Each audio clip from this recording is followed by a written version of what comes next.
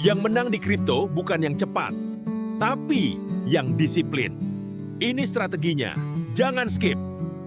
Oke, kita langsung mulai aja ya. Jadi ada sebuah gelombang finansial baru yang katanya lagi rame banget dibicarain.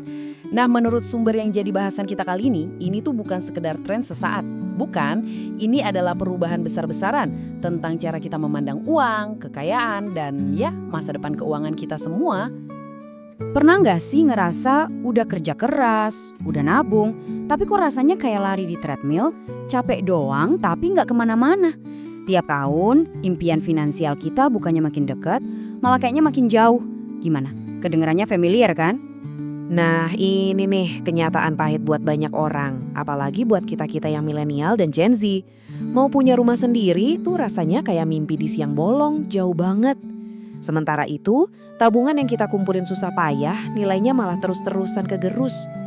Kalau kamu ngerasa ada yang aneh, ada yang gak beres sama sistemnya, kamu gak sendirian. Nah, ini dia kuncinya. Jadi, sumber yang kita bahas ini bilang, rasa frustrasi itu bukan salah kamu, bukan karena kamu kurang kerja keras atau kurang pintar nabung, tapi karena aturan mainnya udah diubah. Yuk kita lihat apa sih yang sebenarnya terjadi. Oke, untuk ngerti ini semua, kita harus balik dulu ke masa lalu. Ada satu momen penting banget dalam sejarah yang bisa dibilang ngubah segalanya. Momen ini, menurut sumber kita, ngerusak janji paling dasar dari uang itu sendiri.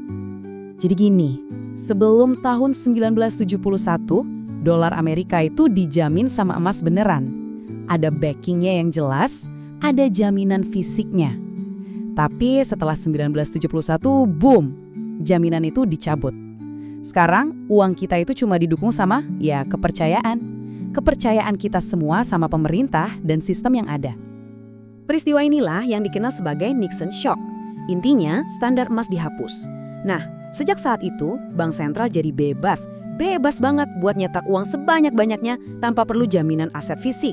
Ini benar-benar jadi titik balik yang mengubah total aturan main ekonomi dunia. Terus, efeknya buat kita apa? Yaitu tadi, inflasi. Ini kayak treadmill keuangan. Uang yang kamu simpan di bank nilainya terus kegerus waktu. Kamu harus kerja makin keras cuma buat bertahan di posisi yang sama. Makanya sekarang investasi itu bukan lagi pilihan buat jadi kaya, tapi keharusan, cuma biar nggak makin miskin. Oke, jadi kalau kita emang dipaksa buat investasi, terus investasinya kemana dong? Nah, sekarang kita coba bedah satu-satu ya, aset-aset tradisional yang katanya aman buat jadi kaya. Kita lihat kenapa sumber kita ini bilang cara-cara lama itu udah nggak works lagi. Pertama, properti. Ini kan yang selalu dibilang orang tua kita ya. Investasi paling aman. Beli tanah, beli rumah, harganya pasti naik terus. Gak ada matinya. Tapi, bener gak sih itu masih berlaku buat generasi kita sekarang? Well, menurut sumber ini, kayaknya udah gak relevan lagi. Kenapa? Satu, harganya udah gila-gilaan. Gak masuk akal buat anak muda. Kalaupun nekat, harus ngambil utang yang super besar dan risikonya tinggi banget. Dan jangan lupa, pasar properti juga bisa anjlok parah loh. Ingat kan krisis 2008? Oke, properti kita coret dulu. Gimana kalau emas? Ini kan aset safe haven klasik. Udah ada dari zaman bahela. Harusnya aman dong, ya kan? Ternyata nggak juga. Harganya tuh cenderung stagnan bertahun-tahun. Dan masalah terbesarnya, kita tuh nggak pernah tahu pasti ada berapa banyak emas di dunia ini. Siapa tahu besok nemu tambang baru segunung, kan? Ditambah lagi, bank-bank sentral juga nggak transparan soal cadangan emas mereka. Jadi nilainya susah banget ditebak. Oke, pilihan populer terakhir, saham. Katanya sih disinilah tempat orang-orang bisa jadi kaya raya. Tapi pertanyaannya, seberapa adil sih gamenya di sana? Menurut sumber kita, pasar saham itu dikuasai sama segelintir pemain kakap. Jadi, kita seolah-olah punya banyak pilihan, padahal ya itu cuma ilusi aja.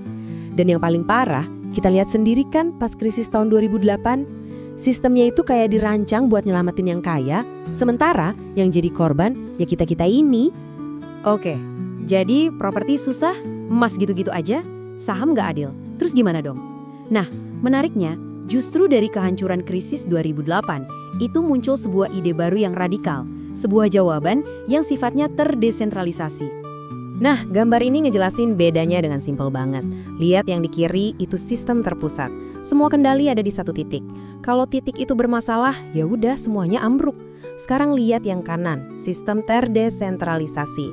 Kekuasaannya disebar ke semua orang di jaringan. Nggak ada bosnya, nggak ada satu titik yang bisa bikin semuanya gagal. Nah, inilah ide revolusioner di balik kripto. Dan ide ini nggak cuma jadi wacana, ide ini lahir jadi kenyataan pas banget di tengah-tengah krisis keuangan global.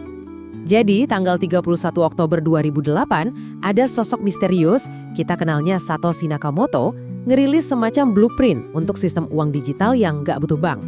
Beberapa bulan kemudian, lahirlah Bitcoin. Dan inilah yang disebut di sumber kita sebagai outlier asset, atau aset luar biasa buat generasi kita. Oke, jadi kita udah tahu ada sistem baru yang terdesentralisasi. Keren. Tapi seberapa besar sih peluangnya? Yuk kita coba lihat skalanya biar kebayang dan kenapa sekarang ini dianggap momen yang menarik banget. Nah, lihat deh grafik ini, biar kita dapat gambaran. Batang yang pertama ini, itu total nilai seluruh pasar kripto. Kelihatannya gede ya. Sekarang bandingin sama batang kedua, itu nilai satu perusahaan aja, Apple. Dan coba lihat yang ketiga, itu seluruh pasar saham Amerika. Jauh banget kan? Jadi, ruang buat tumbuhnya, wah masih luas banget. Terus, kalau kita ngomongin performa masa lalunya gimana? Coba lihat angka ini. Bikin pusing. Dalam 10 tahun terakhir, Bitcoin itu naiknya lebih dari 20 juta %. Angka segila ini benar-benar belum pernah ada di sejarah aset manapun. Oke, sejarahnya emang gila. Tapi kan investasi itu soal masa depan, bukan masa lalu. Nah, sumber kita ini juga ngebahas beberapa pendorong atau katalisator besar yang katanya bisa ngebawa kripto ke level selanjutnya. Jadi, ada 4 hal utama nih yang perlu kita perhatiin. Pertama, ada yang namanya Bitcoin halving. Ini acara rutin yang bikin pasokan Bitcoin baru jadi lebih langka. Dan biasanya sih harganya jadi naik. Kedua, keran dari Wall Street udah mulai kebuka lewat ETF. Artinya, duit-duit gede dari institusi dan dana pensiun bisa masuk. Ketiga, tahun pemilu di Amerika. Biasanya pas pemilu, pemerintah nyetak lebih banyak uang dan sebagian lari ke pasar. Dan yang terakhir, adopsi dari raksasa-raksasa teknologi. Bayangin kalau Apple atau perusahaan sejenisnya mulai serius masuk ke kripto. Wih, bisa ngenalin ke miliaran orang baru. Tentu aja, ini semua nggak pasti. Masih banyak banget ketidakpastian. Regulasinya aja masih abu-abu di mana-mana. Tapi, ada analogi keran dari sumber kita ini. Kita cuma bisa mancing di air keruh. Artinya apa? Justru di tengah ketidakpastian dan tantangan inilah, di air keruh inilah, kesempatan-kesempatan terbesar biasanya muncul. Jadi kesimpulannya apa? Sumber kita ini ngebandingin investasi di kripto sekarang, itu sama kayak Warren Buffett beli saham pertamanya di tahun 1942. Pas lagi ancur-ancurnya Perang Dunia Kedua. Waktu itu semua orang pasti ngira dia gila. Jadi pertanyaannya sekarang itu bukan, aduh udah telat belum ya? Bukan itu. Pertanyaannya adalah, apakah kita punya visi buat melihat sebuah jalan baru di depan sana, meskipun jalannya masih berantakan dan belum mulus? Gimana penjelasannya? Jika info ini bermanfaat, jangan lupa share dan follow channel ini ya.